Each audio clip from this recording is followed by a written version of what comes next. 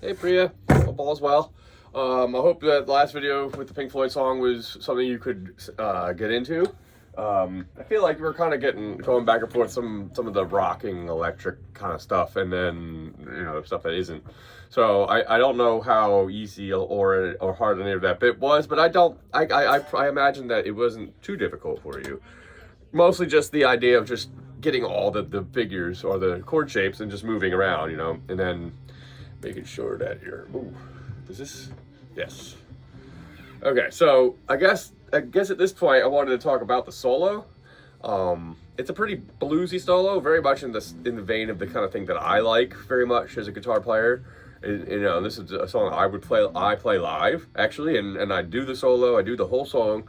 So I have a pretty good knowledge of the soloing style of this type of song, but the thing is that a lot of times I improvise pieces that I'm not necessarily sure about, because a song like this one is simple enough, because it kind of always follows the pentatonic box.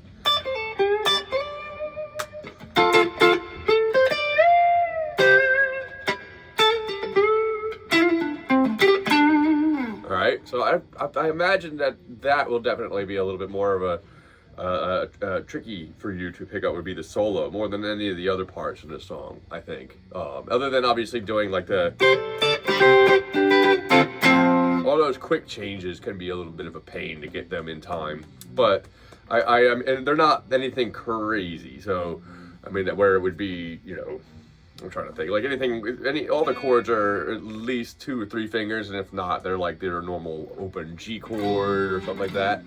Except for this one. Yeah, this one was the one, I may have not mentioned this last time, or I probably did though, but is that this particular chord, the funky one, is a pretty hard one to get the hang of getting in and out of quick. Once you get in it, it's not hard to hold or anything. It's just kind of like a weird shape for all your fingers that are not your pointer finger to do like the D chord shape like that. Whereas like if you use your pointer finger, it's really easy to get into that shape. But in this position, I always had struggled with this. It took me a number of years to get the hang of being in and out, being able to go, you know what I mean? Even then, I didn't quite get it. I still was like, my ring finger was off. So that'll probably be the hardest part of the song, and I'd imagine would be this chord. Getting in and out of it. We're going all around and doing the thing, and then getting back into this.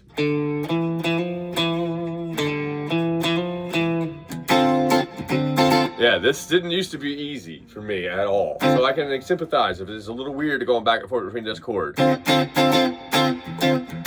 right, but it's definitely one of those ones that, it doesn't take too long, hopefully not.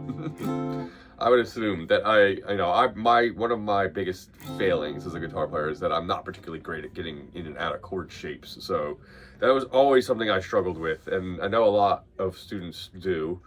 So that's not necessary. We could always simplify this, by the way, if you really wanted to. This chord, that one that I'm doing, oops, can be played, because this note on the A string that I'm using my pointer finger on is actually a D, which is open. So you can go, you can do it without that and just do an open D chord, open D string with it. But you get the problem is that, and this is what I've sort of found, was that like in the key of D, that's fine because you have an open D string. But if you're in E, you just don't have the luxury of that. And there was a couple songs I was doing, Superstition was one, where I was using this chord shape in E position. And so for me, I had to get good at this. In this song, is in D, you can get away with this. But if for whatever reason you eventually got to go back to it and do it in a different key, it will make it harder if you don't have that down. So at least that's an option, okay? So I figured at this point I could start the solo for you, but I don't imagine that I'm gonna go very far on this video. I'm gonna try. Part of it, I'm probably gonna have to put the video on, and I'm afraid of playing the video or playing the song in the background while the video is recording because of copyright claims and stuff like that, which I should be under the fair use claim thing, but YouTube doesn't care. They just don't care. So anyway, so solo starts out with that lick. That's how I play. Again, I do a lot of these kind of just wing it kind of attitude toward this. And I did learn this pretty good at one point, but I'm going to show you as close to the regular version as I can, but there's a point where some of these licks I'm not 100% about, so we're going to start with the way I do it. First note, 10th fret of the E string. Okay, then the next note is going to be a 13th fret of the B string to the 10th fret of the B string. And now, usually when I do this, I pluck up on the E string, down on the B string, and then pull off with my pinky.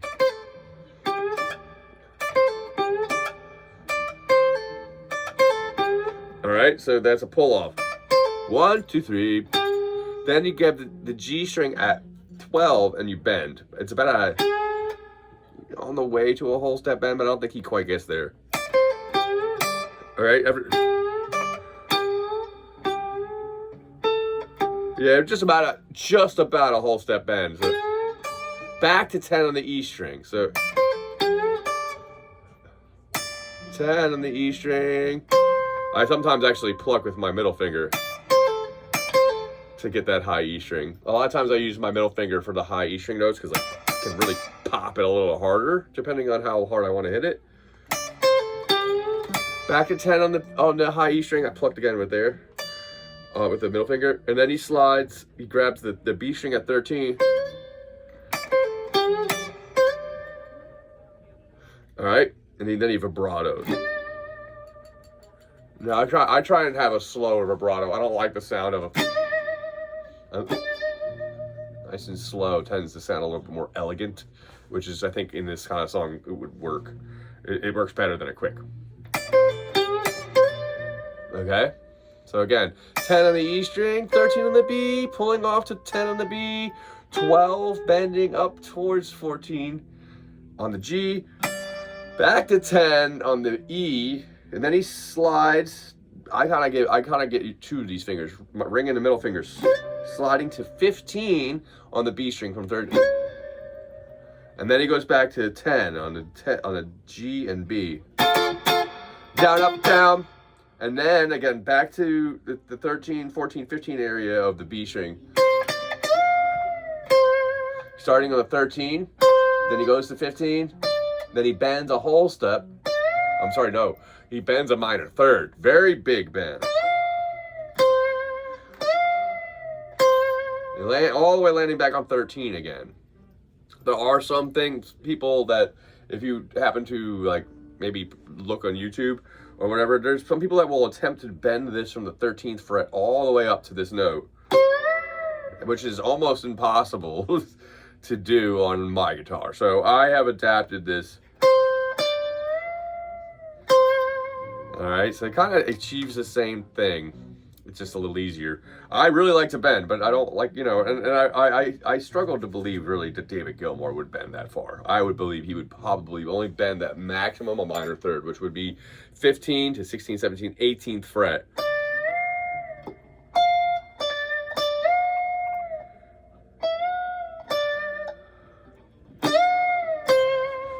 And then coming like landing on 13. Okay, now the bend is going to be tricky. I'll show you some techniques on how to clamp your hand. I think I've showed it to you before, where you kind of make sure this whole gap is disappeared pretty much. Squeeze, basically wrap your hand completely around the neck, your thumb on it, and you're going to squeeze. It almost feels like when you're bending, you're pushing with your thumb to squeeze your fingers together on your thumb. You're ending on a 13 there, all right? And then comes a little bit of a hammer-on pull-off. I go 10, and immediately hammer on 11 and back to 10 with a pull-off. And I'm already forgetting how the lick goes. It's part of the reason why doing it slow can be kind of weird. Back, so 10, 11, 10, 12 on the G.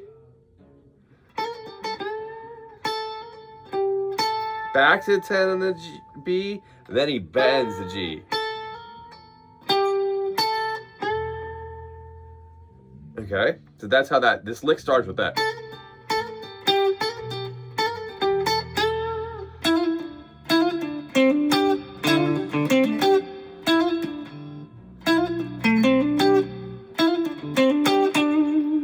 right, so I don't know exactly how he plays this, but the way I've always done that spot there was similar to the... He's going to go to the G string now and do the same thing there, but it's going to be on the 9th and 10th fret. Then to the 12 on a D. Okay, so from here, so like...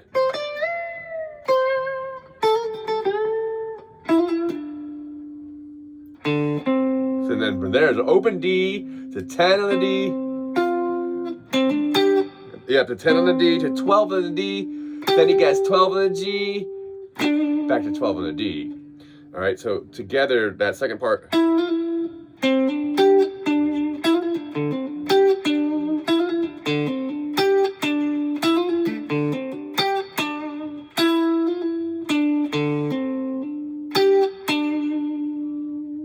Okay. All right. Now, I think that's a decent amount right there. I want to go a little bit further, but I'm going to go back to the beginning and play slowly through it, okay? I'm not going to say the frets like I did before, but I'm going to play it.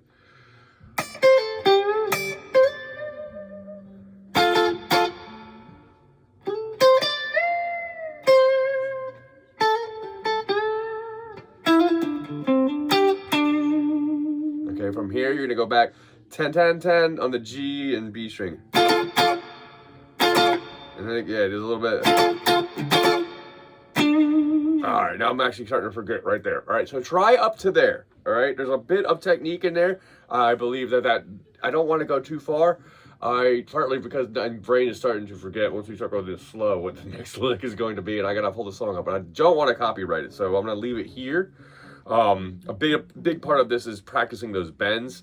You know what? Actually, you know what?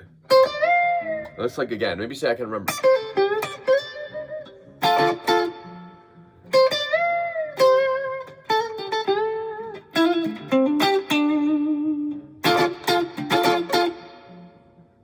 Yeah, I can't remember. Something like that. Yeah, and from there, we'll get from there. I apologize. I can't get much further than that without having to start the song up. I should remember this. But that's a bunch of the lick that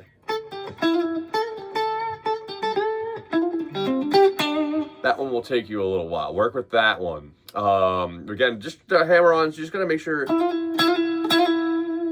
mean, it's a lot of just pointer finger, middle finger between the two. The way I always do it. So it should be your two most strongest fingers. You know, or some of them anyway. Definitely the three that we've been using for this. You don't really need any pinky for this yet. So, and I don't remember if pinky really comes into the equation. So, all right, well, give that a shot, and I'll see you next week. All right.